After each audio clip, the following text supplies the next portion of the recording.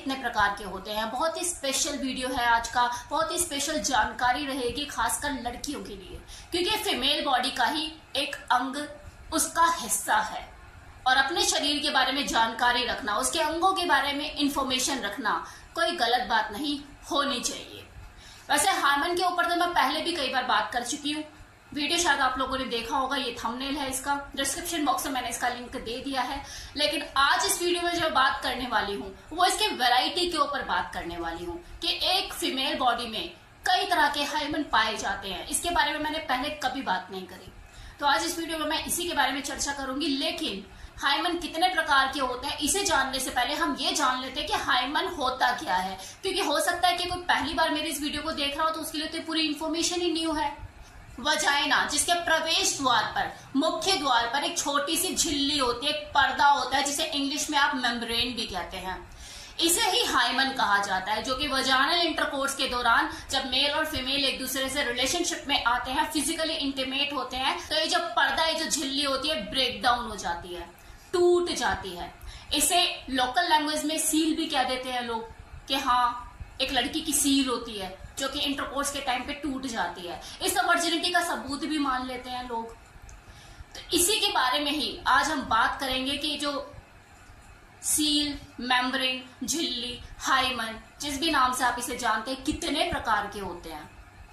एक female body में 5 प्रकार के हार्मोन होते हैं। Number 1, imperforate hormone. ये जो हार्मोन होता है ये आपकी वजाइना की वो कंडीशन होती है इसमें कोई ओपनिंग ही नहीं होती, कोई स्पेस ही नहीं होता। ये बच्चे के जन्म के बाद की, इमीडिएट जो वो पैदा होता है उसके बाद की कंडीशन होती है, जो उसकी प्यूबर्टी तक रहती है।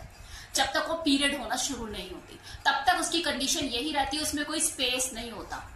इसीलिए छोटी बच्चियां वजाइनल इंटरकोर्स के लिए अवेलेबल नहीं होती, उनकी मृत्यु तक हो सकती है। लेकिन कुछ कमबख्त वैश्य जानवर ऐसा दुष्कर्म उनके साथ करते हुए सोचते नहीं है।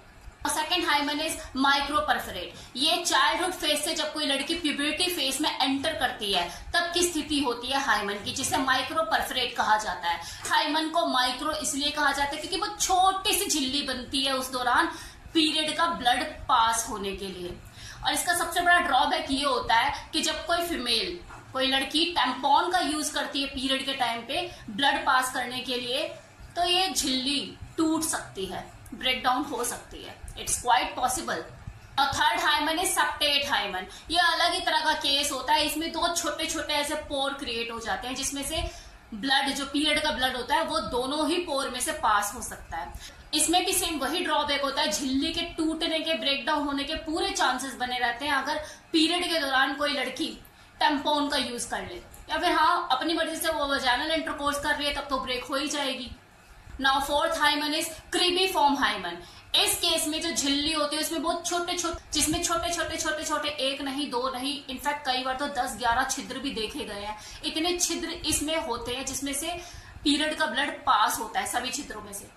ये जो हार्मोन होता है ये बहुत ही नाजुक हार्मोन होता है क्योंकि इसमें छिद्र बहुत सारे होते हैं, तो इसकी जो सिचुएशन होती है बहुत ही नाजुक होती है, तो जो कि कभी भी टूट सकती है। आपकी फिजिकल एक्सरसाइज, अगर आपने कोई हार्डकोर एक्सरसाइज करी या हॉर्स राइडिंग कर ली या उछल कूद ज्यादा कर ली, उससे भी ये टूट सकती है क्योंकि ऑलरेडी बहुत नाजुक होती है। Fifth and last hormone is parous introitus hormone. ये हार्मोन साइड में होता है, बीच में नहीं होता, साइड में होता है। इस हार्मोन के साइड में होने की वजह से किसी लड़की को पीरियड के दौरान टैम्पॉन निकालने या डालने, उसे यूज करने में कोई परेशानी नहीं होती। लेकिन हाँ, वजाइनल इंटरकोर्स के टाइम पे जब वो फर्स्ट टाइम किसी से इंटीमेट होगी तो परेशानी हो सकती है। ये थे वो 5 के 5 हार्मोन जो कि मैंने आपको बताया। उम्मीद करती हूँ आपको ये वीडियो काफी इंफॉर्मेटिव लगा होगा, आपको पसंद आई होगी ये information. Thank you so much.